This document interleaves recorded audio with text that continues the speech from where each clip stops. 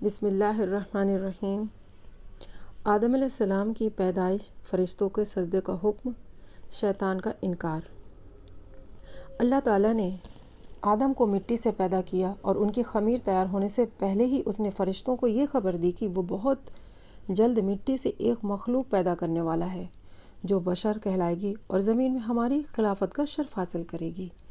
آدم علیہ السلام کا خمیر مٹی سے گوندھا گیا اور ایسی مٹی سے گوندھا گیا جو نئی تبدیلی قبول کر لے جانے والی تھی۔ جب یہ مٹی پکی ٹھیکری کی طرح آواز دینے اور کھنکھنانے لگی تو اللہ تعالیٰ نے اس مٹی کو پتلے میں روح پھونکی اور یہ ایک ہی وقت میں گوشت پوست، ہڈی و پٹے کا زندہ انسان بن گیا اور ارادہ، شعور، حصے، عقل اور جذبات و کیفیت کا حامل نظر آنے لگا۔ تب فرشتوں کو حکم ہوا کہ تم اس کے سامنے سجدے میں گر جاؤ۔ فوراً تمام فرشتوں نے ارشاد کی تعمیل کی، مگر ابلیس نے شیطان نے گھمنڈ اور سرکشی کے ساتھ صاف انکار کر دیا۔ سجدے سے انکار کرنے پر ابلیس کا مناظرہ۔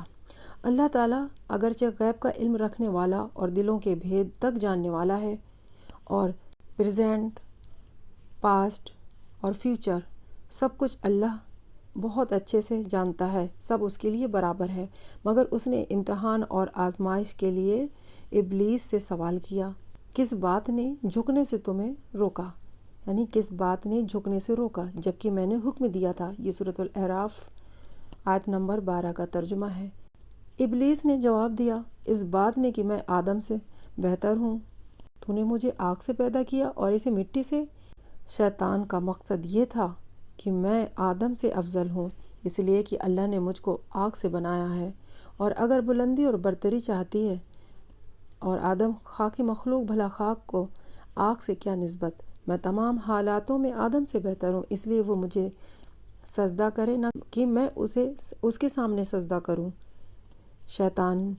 ایک مردود تھا، مگر بدبخت شیطان اپنے گھمنڈ میں چور ہونے کی وجہ سے بھول گیا کہ جب تم اور آدم اللہ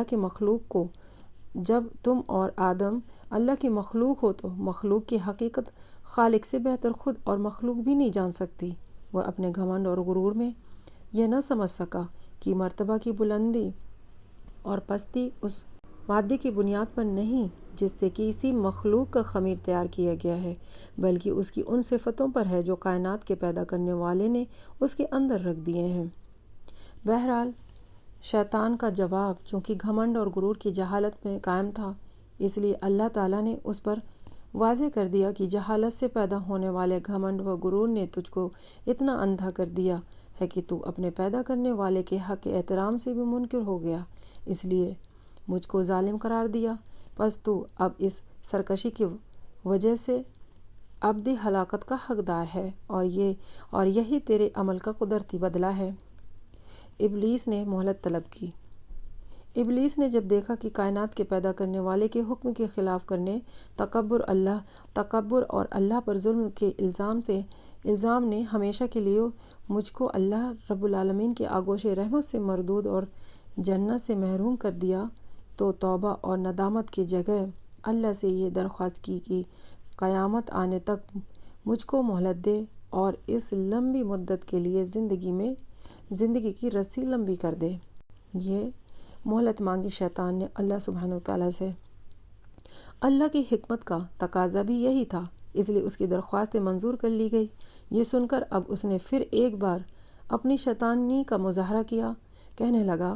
جب تو نے مجھ کو مردود کر ہی دیا تو جس آدمی کی بدولت مجھے یہ رسوائی نصیب ہوئی، میں بھی آدم کی اولاد کی راہ ماروں گا اور ان کے سامنے پیچھے، آس پاس، اوپر نیچے، سب جگہ سے اس کو گمراہ کروں گا اور ان کی اکثریت کو تیرا ناشکرہ بنا چھوڑوں گا۔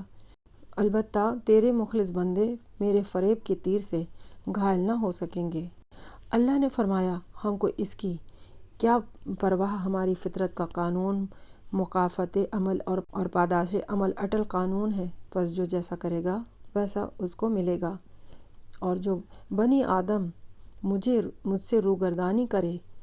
اور تیری پیروی کرے گا وہ تیرے ہی ساتھ میرے عذاب کا حقدار ہوگا۔ جا اپنی ذلت اور رسوائی اور خراب قسمت کے ساتھ یہاں سے دور ہو اور اپنے پیروکاروں کی ابدی لعنت جہنم کا انتظار کر۔ آدم علیہ السلام اور دوسرے فرشتے۔ آدم علیہ السلام کی خلافت، جیسا کہ پہلے بیان کیا گیا ہے، جب اللہ تعالیٰ نے حضرت آدم علیہ السلام کو پیدا کرنا چاہا تو فرشتوں کو خبر دی کہ میں زمین پر اپنا خلیفہ بنانا چاہتا ہوں جو اختیار اور ارادے کا مالک ہوگا اور میرے زمین میں جس کا تصرف استعمال کا حق حاصل کرنا چاہے گا کر سکے گا اور اپنی ضرورتوں کے لیے اپنی مرضی کے مطابق کام کر لے سکے گا، گویا وہ میری قدرت اور میرے تصرف کا اختیار کا مظہر ہوگا۔ فرشتوں نے یہ سنا تو حیرت میں رہ گئے اور اللہ کی دربار میں عرض کیا کہ اگر اس ہستی کی پیدائش کی حکمت یہ ہے کہ وہ دن رات تیری تسبیح اور تحلیل میں لگا رہے اور تیری تقدیس اور بزرگی کی گن گائے تو اس کے لیے ہم حاضر ہیں، جو ہر لمحہ تیری حمد و ثنا کرتے ہیں اور بے چوں چرا تیرا حکم بجا لاتے ہیں۔ ہم کو تو اس خاکی سے فتنہ و فساد کی بو آتی ہے، ایسا نہ ہو کہ تیری زمین میں خرابی اور خریجی پیدا کر دے۔ اے اللہ، تیرا یہ فیصلہ آخر کس حکمت پر مبنی ہے؟ بارگاہ الہی سے ایک تو ان کو یہ ادب سکھایا گیا کہ مخلوق کو خالق کے معاملوں میں جلد بازی سے کام نہ لینا چاہیے اور اس کی جانب سے حقیقت حال کے ظاہر ہونے سے پہلے ہی شک و شبہ سامنے نہ لانا چاہیے، اور وہ بھی اس طرح کہ اس میں اپنی برتری اور بڑائی کا پہلو نکلتا ہو۔ کائنات کا پیدا کرنے والا ان حقیقتوں کو جانتا ہے جن کو تم نہیں جانتے۔ جو اللہ جانتا ہے وہ کوئی نہیں جانتا، اس کے علم میں سب کچھ ہے جو تم نہیں جانتے۔ آدم علیہ السلام کی تعلیم، علم کا سکھانا اور فرشتوں کا کا اقرار کرنا۔ اس جگہ فرشتوں کا سوال اس لیے نہ تھا کہ یہ اللہ تعالیٰ سے مناظرہ یا اس کے فیصلے کے متعلق مشغافی کریں، بلکہ یہ آدم کی پیدائش کا سبب معلوم کرنا چاہتے تھے اور یہ کہ اس کو خلیفہ بنانے میں کیا حکمت ہے۔ ان کی خواہش تھی کہ اس حکمت کا راز ان پر بھی کھل جائے، اس لیے ان کے طرز ادا اور مقصد کی تعبیر میں کوتاہی پر تنبیہ کے بعد اللہ تعالیٰ نے یہ پسند فرمایا کہ ان کے اس سوال کا جواب جو ظاہر میں حضرت آدم علیہ السلام کی تحقیق میں مبنی ہے، عمل و فعل کے ذریعے اس طرح دیے جائے کہ ان کو اپنے آپ آدمی کی برتری اور اللہ کی حکمت کی بلندی اور اونچائی کو نہ صرف ماننا پڑے بلکہ اپنی درماندگی اور عزت کو بھی بدی طور پر مشاہدہ ہو جائے۔ اس لیے حضرت آدم کو اپنی سب سے بڑی مرتبے والی صفت علم سے نوازا اور ان کو چیزوں کا علم عطا فرما دیا، اور پھر فرشتوں کے سامنے پیش کر کے ارشاد فرمایا کہ تم ان چیزوں کے بارے میں کیا علم رکھتے ہو؟ ان کے پاس علم نہ تھا، کیا جواب دیتے ہیں؟ مگر اللہ سے قرب رکھتے ہیں۔ سمجھ گئے کہ ہماری امتحان مقصود نہیں ہے، کیونکہ اس سے پہلے ہم کو اس کا علم ہی کب دیا گیا ہے کہ آزمائش کی جاتی ہے، بلکہ یہ تنبیہ مقصود ہے کہ زمین خلافت کا مدار تسبیح تحلیل کی کثرت اور تقدیس کی تمجید پر نہیں بلکہ علم نامی صفت پر ہے، اس لیے کہ ارادہ، اختیار، قدرت، تصرف اور قدرت کا اختیار علم کی زمینی صفت کے بغیر ناممکن ہے۔ بس جب کہ آدم کو اللہ تعالیٰ نے اپنے علم کی صفت کا مظہر بنایا تو بے شک وہی عرض خلافت کا حقدار ہے۔ گویا حضرت آدم علیہ السلام کو علم کی صفت سے اس طرح نوازا گیا کہ فرشتوں کے لیے بھی ان کی برتری اور خلافت کے حق کے اقرار کا علاوہ کوئی راستہ نہ رہا، اور یہ ماننا پڑا کہ بے شک یہ صرف حضرت انسان کے لیے منظور تھا کہ وہ زمین پر اللہ کا خلیفہ بنے اور ان تمام حقائق، معارف اور علوم و فنون سے واقف ہو کر نیابت الہی کا صحیح حق ادا کرے۔ حضرت آدم کا جنت میں ٹھہرنا اور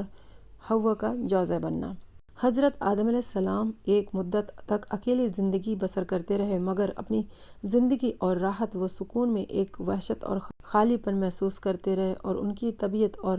فطرت میں کسی منست و غمخوار کی یاد نظر آتی تھی۔ چنانچہ اللہ تعالیٰ نے حضرت حوا کو پیدا کیا اور حضرت آدم اپنا ہمدم اور ساتھی پا کر بہت خوش ہوئے اور دل میں اطمینان محسوس کیا۔ حضرت آدم و حوا کو اجازت تھی کہ وہ جنت میں رہیں سہیں اور اس کی ہر چیز سے فائدہ اٹھائیں، مگر ایک پیڑ کو نشان زد کر کے بتا دیے گئے کہ اس کو نہ کھائیں بلکہ اس کے پاس تک نہ جائیں۔